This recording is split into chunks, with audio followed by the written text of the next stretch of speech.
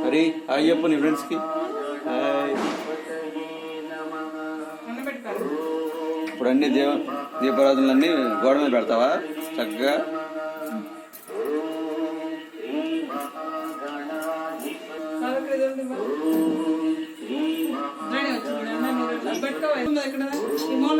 అడ్డీలు పెట్టదా దండ పెట్టుకున్నారా?